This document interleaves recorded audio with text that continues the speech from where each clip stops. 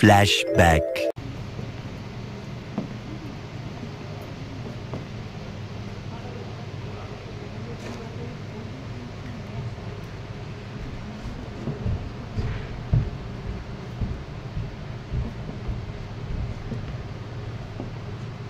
Hello everyone, Debjani Chowdhury blog চ্যানেলে তোমাদের সবাইকে জানাই heartiest welcome to my channel and welcome to a new blog. তো আজ হচ্ছে দিদি নাম্বার 1 স্পেশাল ব্লগ তোমাদের জন্য। আজ হচ্ছে 19শে জুন বুধবার। আমি যাচ্ছি দিদি নাম্বার 1-এর শ্যুটে ডিআরএস স্টুডিওতে। তো সকালবেলা উঠে আমার প্রথম কাজ হলো, যেহেতু আজকে বুধবার আমার গন্নুর দিন, তাই গন্নুকে আমি পুজো দিয়ে যাচ্ছি। আর আজকে পায়েস ভোগ দেবো। প্রত্যেক বুধবারই আমি হয় পায়েস ভোগ নয়তো কিছু না কিছু আমি ভোগ করে দিই, সেটা লাড্ডু হোক। তো আজকের বুধবার আমার পায়েস ভোগ দেওয়ার কথা ছিল, তাই সকালবেলা উঠে সমস্ত কাজ সেরে পায়েস ভোগ করে পুজো টুজো দিয়ে আমি চললাম দিদি নাম্বার 1-এর শ্যুটে। তো কাল রাত্রিবেলা সাডেন আমার কাছে কল আসে, বলা হয় যে এরকম আজকে আমার একটা শ্যুট রয়েছে, তো সেটাকে আমি করতে পারবো। তো আমি কোনো কিছু না ভেবে আমি সাথে সাথে বলে দিয়েছি যে হ্যাঁ আমি করতে পারবো, কোনো অসুবিধা নেই। তো যাই হোক, আমি 5th of June আর 9th of June অডিশন দিয়েছিলাম, তোমরা জানো নিশ্চয়ই, আমি অলরেডি শেয়ারও করেছিলাম তোমাদের সাথে। আর আজকের দিনটাও যে শেয়ার করবো না এরকম নয়, ছোট ছোট ক্লিপিংস আমি তুলে রেখেছি। আমি জানি না এটা আমি কবে পোস্ট করতে পারবো, বাট সবটাই তোমাদের জন্য করে রাখা। এবার আমি বেরিয়ে পড়লাম হচ্ছে শ্যুটের উদ্দেশ্যে। যাওয়ার কথা ছিল সানির বাড়ির 6 জন মেম্বার যেতে পারতো, কিন্তু এত শর্ট নোটিসে ওরা জানায় যে প্রত্যেকেই ওয়ার্কিং, যাওয়া কোনোভাবেই সম্ভব নয়। তা যাই হোক, সানির খুব ইচ্ছে ছিল যাওয়ার, কিন্তু ওর এমনই একটা কাজ যেটা ও হয়তো ইচ্ছে থাকলেও উপায় নেই। তো আমি একা গেছিলাম, সারাদিন মোটামুটি শ্যুট করেছি। পিসির যাওয়ার কথা ছিল, পিসিরও হলো না। ওই যে বললাম যে লাস্ট মোমেন্টে বললে কিছু হয় না, মা মাসির আসার ইচ্ছে ছিল, সেটাও হয়নি, কারণ এতটাই দূর যে মা মাসির পক্ষে একার পক্ষে সম্ভব নয় আসা। তো যাই হোক, আমি আপাতত এখানে এসে সকাল থেকে যা কিছু করার, মেকআপ তারপরে ড্রেস, ওরাই সমস্ত কিছু করে দিয়েছে। হ্যাঁ, তবে ড্রেস আমাদেরকে ক্যারি করতে হয়েছে। তারপরে শ্যুট টুট করে বাড়ির উদ্দেশ্যে এবার আসার সময়, মানে যখন আমি ফিরলাম তখন আমাকে সানি নিতে এসেছিল, এরকমটাই কথা ছিল। কারণ যাওয়ার সময় অনেকগুলো জিনিসপত্র ছিল, জানো এই যে গিফটস ফিফটসগুলো থাকে, সেইগুলো তো একা আমার পক্ষে নিয়ে যাওয়া সম্ভব নয়, তাই সানি এসেছিল সেইগুলো নিয়ে যেতে, প্লাস আমাকে একটু লাস্ট মোমেন্টে এন্তু জোগাতে। তো এই হলো আমার আজকের দিনের গল্প। সবটা তোমাদের সাথে গল্প করব। আপাতত এখন বাড়ি ফিরি, তারপরে তোমাদের সাথে আবার গল্প শুরু করছি।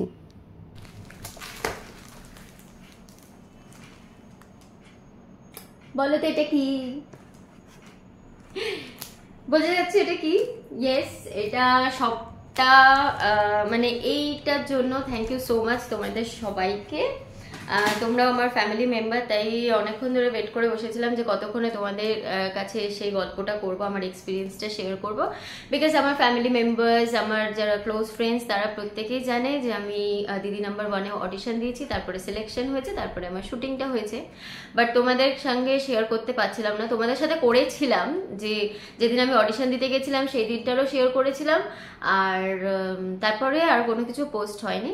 যাই হোক, তারপরে কিছুই হয়নি। আমার শুটিংটাই হলো কালকে, মানে 19th of June, আর আজকে 20th of June আমি বসে তোমাদের সামনে ভিডিওটা বানাচ্ছি। জানি না এটা কবে আমি পোস্ট করব।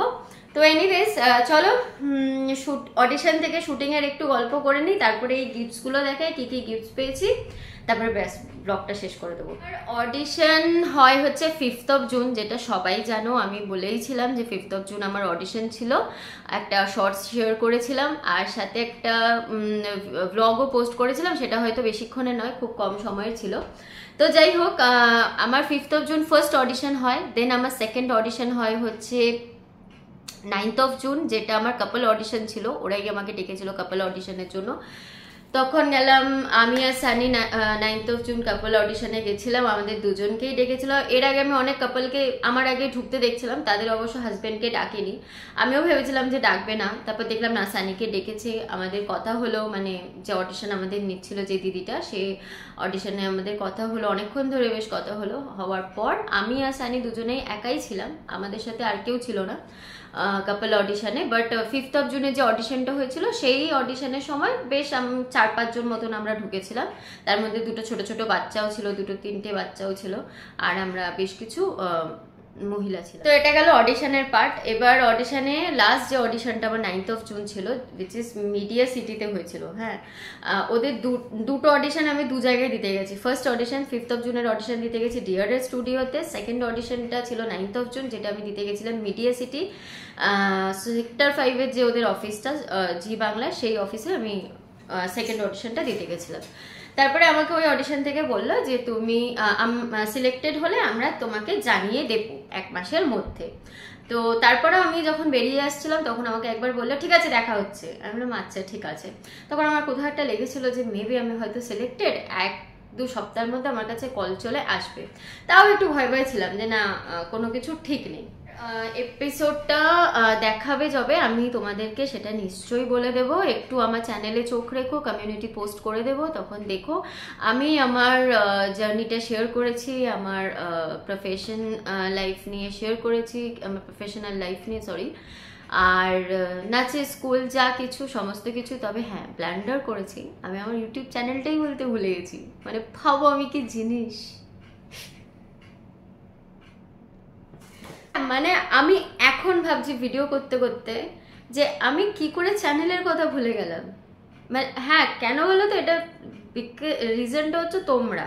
মানে তোমরা তো কেউ দেখো না, এত কষ্ট করে খেটে সারাদিন একটা ব্লগ বানিয়ে সেটা রাত্রিবেলা এডিট করে পোস্ট করছে, কিন্তু দেখতে আসছে কজন, 30 জন 25 জন। মানে 60-এর ওপরে যখন ভিউজ হয় না, আমার নিজেরই একটু খুশি লাগে যে আহা আজকে 60-এর ওপরে ভিউজ হয়েছে। তো কি হবে, এটাই হয়। মানে কথাতেই আছে out of sight is out of mind. মানে এটা আস্তে আস্তে না ইউটিউব আমার কাছে একটু, এত কিছু করছি, এত খাটছি, তারপরেও যখন আমি কোনো জিনিস থেকে খুব ভাবে মানে কি বলবো, আর কিছু বলার নেই। যাই হোক, আর নতুন করে আর কিছু বলবো না। সাবস্ক্রাইব করে করো, অনেকভাবে চ্যানেলটাকে গোছানোর চেষ্টা করছি, বাট কিছু হচ্ছে না। একটা কথা বলতে বলতে আরেকটা কথা এসে গেল। রিজন এটাই যে তোমরা কেউ দেখো না, তার জন্য আমি হয়তো ভুলে যাচ্ছি বলতে আজকাল। এনিওয়েজ, আর ওগুলো নিয়ে আর বেশি বকলাম না, যেটা আসল গল্প সেটাই বলি। দিদি নাম্বার 1 ব্লগ এটা যখন, তাহলে দিদি নাম্বার 1 নিয়েই বলা উচিত। এবার কালকে আমার শ্যুট ছিল 19th of June। 18th of June আমাকে সন্ধ্যেবেলায় কল করে, সন্ধ্যাবেলাও ঠিক বলবো না, ওই 8:30 এরকম সময় কল করেছিল আমাকে। বললো যে তোমার কালকে দিদি নাম্বার 1-এ শ্যুট রয়েছে, তুমি কি আসতে পারবে? আমি বললাম হ্যাঁ আসতে পারবো, কোনো অসুবিধা নেই। তবে আমি যেহেতু কাপল দিয়েছিলাম, তার আগে নয় সিঙ্গেল দিয়েছিলাম, কিন্তু তারপরে তো আমাকে 9th of June কাপল দেখা হয়েছিল। তাই আমি ভাবলাম যে সানিরও হয়তো আছে। তো বললো না সানি হাজবেন্ড নেই, শুধু তোমাকে একাই আসতে হবে, স্পেশাল এপিসোড এটা। আমি তখন বললাম ঠিক আছে। বললো তোমাকে ছবি আমাদের একটু পাঠিয়ে দাও, আমরা একটু দেখে নেব। তো আমার যা বেশ কিছু ভালো ছবি ছিল সেগুলো ওদেরকে আবার হোয়াটসঅ্যাপ করে দিলাম। তারপরে আধা 1 ঘন্টার মধ্যে আমার কাছে সেকেন্ডকে বলা হলো যে এটা স্পেশাল এপিসোড। এখন দিদি নাম্বার 1-এ এখন জেলা ভার্সেস জেলা শুরু হয়েছে। যারা দিদি নাম্বার 1 দেখো তারা প্রত্যেকেই জানো যে জেলা ভার্সেস জেলা বলে প্রত্যেক দিন রচনা ব্যানার্জি বলছেন। ওখানে অ্যাডও দিচ্ছে জি বাংলার ইয়েতে যে জেলা ভার্সেস জেলা হচ্ছে। তো আমি কালকে আমার জেলাকে রিপ্রেজেন্ট করেছি, উইচ ইজ নর্থ 24 পরগনা, মানে উত্তর 24 পরগনাকে। তো আর আমার যা এক্সপিরিয়েন্স, আমার যা স্ট্রাগল, সেই সমস্ত কিছুই আমি দিদি নাম্বার 1-এর মঞ্চে শেয়ার করেছি। তো তোমাদের যখন এটা টেলিকাস্ট হবে, তো আমি তো ডেফিনেটলি আমার কমিউনিটিতে পোস্ট করে দেব, তোমরা পারলে সবাই দেখে নিও, আর একটু ভালো করে জানা হয়ে যাবে। তো কাল ছিল শ্যুট, সারাদিন শ্যুটে ব্যস্ত ছিলাম। 9টা থেকে আমার কল টাইম ছিল, আমি গিয়ে ঢুকেইছিলাম প্রায় 9:15-তে, একটু লেট হয়ে গেছিলো।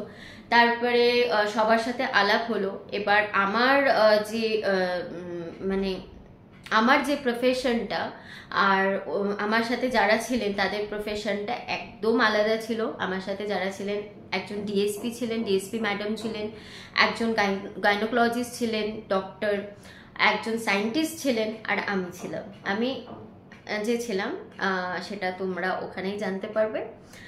আমি আর আমারটা আর এখন কিছু বললাম না, ওটা ক্রমশ প্রকাশ্য। এনিওয়েজ, তো এই ছিল আমার গল্প সেদিনের, মানে কালকের। আর গিফট কি কি পেয়েছি সেটা জানাচ্ছি। তবে আমি উইনার হইনি, একটুর জন্য আমি উইনার হইনি, উইনার হতে মিস হয়ে গেল। আর কি কি গিফট পেয়েছি চলো দেখিয়ে নিই, বেশি ব্লগটাকে বড় করার দরকার নেই। আর তোমাদের যদি কিছু জানার থাকে অডিশন কি প্রসিজার কি কি রয়েছে বা অডিশনের সময় কি বলতে হয় কি না বলতে হয়, একটা তোমাদের টিপস দেবো আমি। অডিশনের সময়টা হচ্ছে মেইন সময়, যেই সময়টাতে ওরা কিন্তু তোমাকে সিলেকশন করে। সেটা হচ্ছে তুমি যেরকমভাবে নিজেকে রিপ্রেজেন্ট করবে সেরকমভাবেই কিন্তু ওরা তোমাকে সিলেক্ট করবে।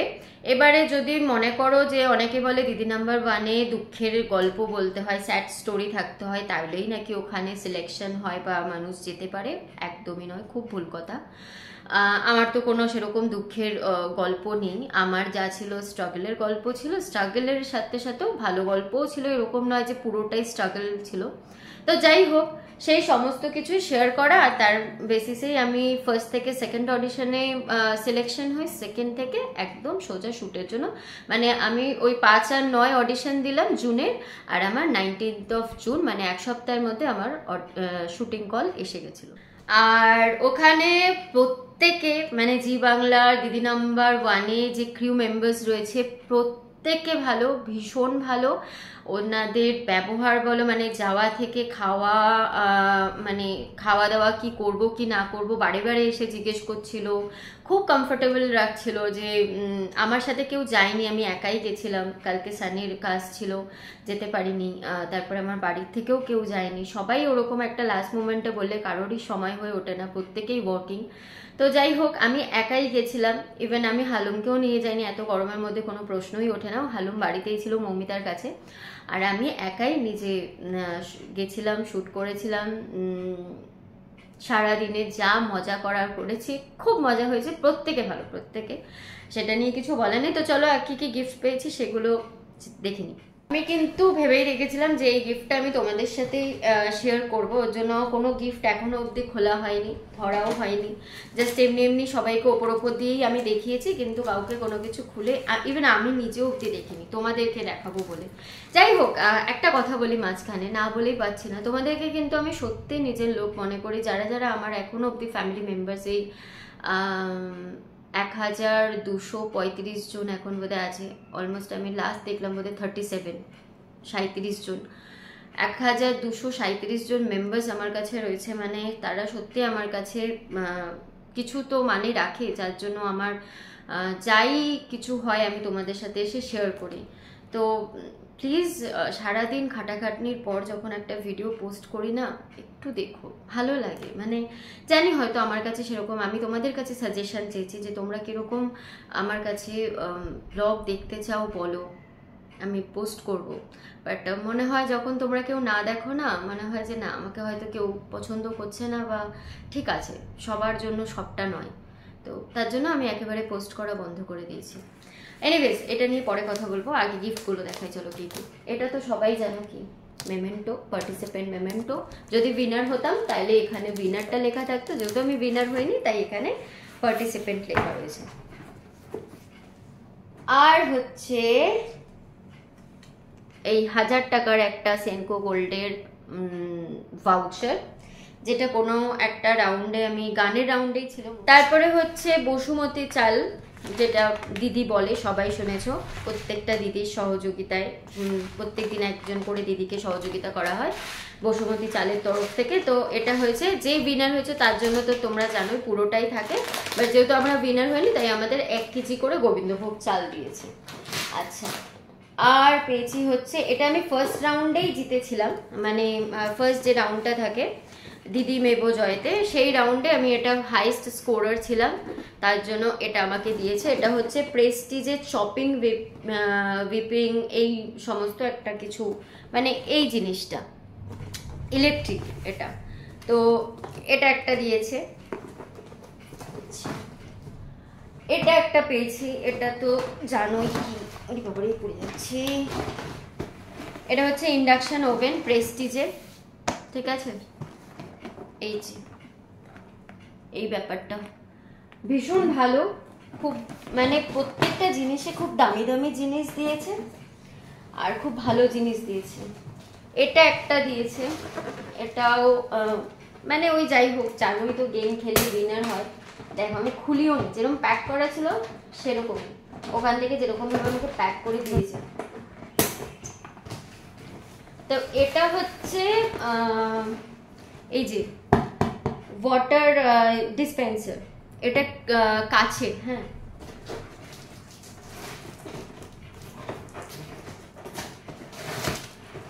না আমি পুরো খুলেই দেখিয়ে দিলাম। এই হচ্ছে ঘটনাটা, খুব ডেলিকেট জিনিসটা, মানে আমার কাছের জিনিসটা খুব ভয় লাগে মেনটেন করতে, বিকজ আমি খুব শান্ত মেয়ে, তো মানে ঠিক আছে।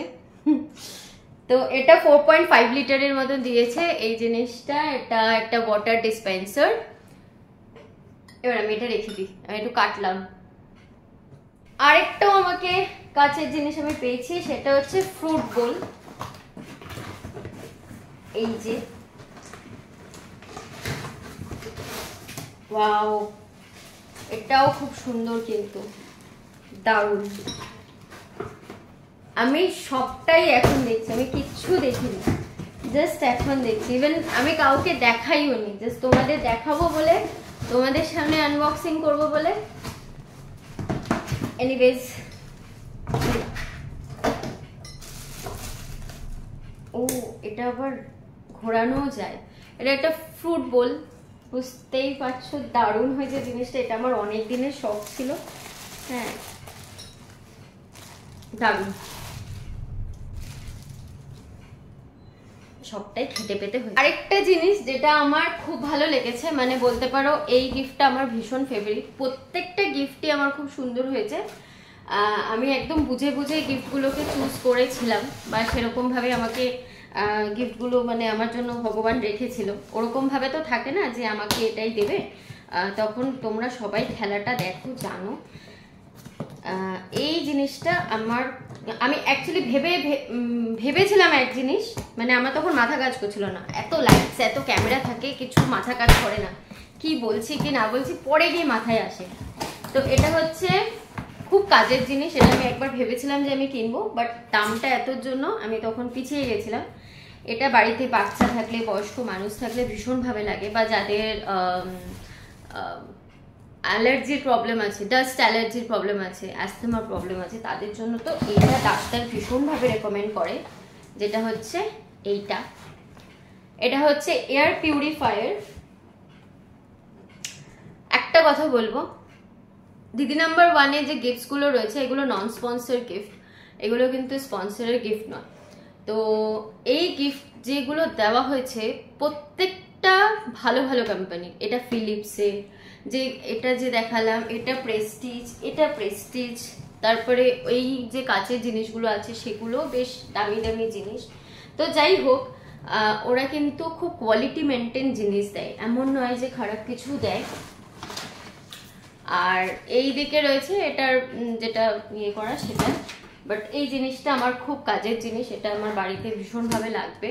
সেটা হচ্ছে এয়ারটাকে একদম পিউরিফাই করে রাখার জন্য। আমরা জল খাই, পিওর জল খাই, পিউরিফাই করা জল খাই, কিন্তু আমরা যে হাওয়াটা নিচ্ছি সেটা কিন্তু পিউরিফাই নয়।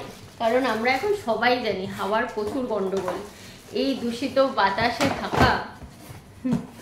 তো যাই হোক, এটা আমার কাছে খুব কাজের জিনিস, এটা আমার সব থেকে ফেভারিট জিনিস, মানে যেটা আমি কালকে পেয়েছি। এটা যা দাম তার হাফের হাফ দাম।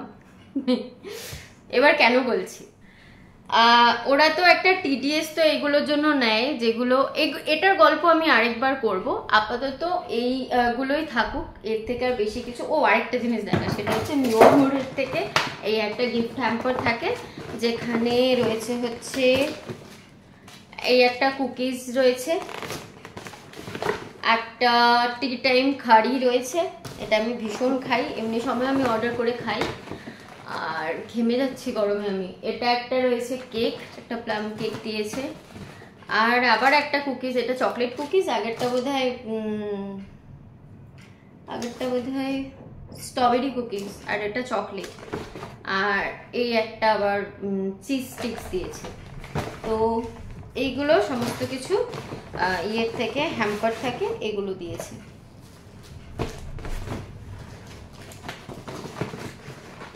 তো এই ছিল আমার দিদি নাম্বার 1-এর গল্প, মানে ওখানে যাওয়ার এক্সপিরিয়েন্স থেকে, অডিশনের এক্সপিরিয়েন্স থেকে শুরু করে সবটাই অল্প অল্প করে বললাম, আর গিফট আনবক্সিং করে দেখালাম। এটাই ছিল মেন উদ্দেশ্য। এরপরে যদি তোমাদের কিছু জানার থাকে তাহলে একটু কমেন্ট করো, যদি মনে হয় তাহলে নিশ্চয়ই আমি বলবো, কারণ বলবো না এরকম নয়। আমি যেহেতু বলেছিলাম যে আমি আর কোনো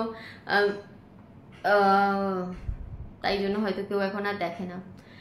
যাই হোক, আর কিছু বলার নেই। যদি তোমাদের মনে হয় তাহলে ডেফিনেটলি কমেন্ট করে জানিও, আমি রিপ্লাই দেবো যতটা সম্ভব। আর এরপরে একটা ফুল ব্লগ নিয়ে আসবো, যেখানে আমার অডিশনে আমি কি কি বলেছিলাম কি না বলেছিলাম, কিভাবে অডিশন দিয়েছিলাম, সেই সমস্ত কিছু, মানে এখন কি কি ওদের প্রসিজার রয়েছে, অডিশন প্রসিজার কি কি রয়েছে বা কিভাবে অডিশন দেবে সেটা জানাবো। ওদের কিন্তু মান্থ ওয়াইজ চেঞ্জ হতে থাকে, এটুকুনি আমি বলে দিচ্ছি। মানে এই যে আমি দেখেছিলাম রিসেন্ট যে কটা ব্লগ রয়েছে দিদি নাম্বার 1 নিয়ে, সেগুলো অনেকেরই অনেক পুরনো ব্লগ রয়েছে, বাট রিসেন্ট যে ব্লগসগুলো রয়েছে তারপরেও কিন্তু অনেক কিছু ওদের চেঞ্জ হয়, ওদের এভরি মুভমেন্ট চেঞ্জ হয়। এমন নয় যে যেরকম যা দেওয়া রয়েছে সেরকমভাবেই হচ্ছে। তো যাই হোক, এই সমস্ত কিছু নিয়ে আরেকটা ব্লগ নিয়ে আসছি, দেখা হচ্ছে খুব জলদি। আর এই ব্লগটা আমি কবে পোস্ট করবো জানি না, তবে চেষ্টা করবো খুব তাড়াতাড়ি পোস্ট করার। সেটা ডিপেন্ড করে তোমাদের দেখার ওপর না, মানে মানুষের ব্লগ করতে তখনই ভালো লাগে যখন কেউ তার জন্য ওয়েট করে বসে থাকে। সবার ব্লগ যায় তার একটাই কারণ তাদের জন্য মানুষ বসে থাকে, তোমরা দেখো, তাদেরকে পছন্দ করো, তাই জন্য অনেকে দেখি এভরিডে পোস্ট করে। বাট আমি পোস্ট করতে পারি না, বিকজ কেউ দেখে না, আর এত খেটে খুঁটে আমি সেই ব্লগ দেবো, কি দরকার আছে? টাইমটা অন্য জায়গায় দিই, এখানে না দিয়ে। ভালোবাসা দিলে ভালোবাসা পাওয়া যায়। আমি যদি ভালোবাসা না পাই তাহলে, মানে আমি হয়তো ভালোবাসাটা দিতে পারি না, তার জন্য আমি হয়তো ভালোবাসা পাই না, সিম্পল। তো যাই হোক, এগুলো আর বেশি কিছু বললাম না। এটা নিয়ে তো আমি একটা পরে ব্লগ করবই, একটা শেষ ব্লগ করব, যেগুলো আমার কাছে যা জানানোর সব জানিয়ে দিলাম মোটামুটি। আর একটা লাস্ট ব্লগ করব, তারপরে এই চ্যানেলটাকে আমি ডিলিট করে দেবো, হয়তো রেখে দেবো, যাই না। এনিওয়েজ, এই ব্লগটা আমি এখানে শেষ করছি। দেখা হচ্ছে কালকে, একটা অভ্যেস হয়ে গেছে। যাই হোক, দেখা হচ্ছে আবার কোনো একটা ব্লগ নিয়ে কোনো একদিন। ততক্ষণের জন্য তোমরা সবাই ভালো থেকো, সুস্থ থেকো। Till then, tata.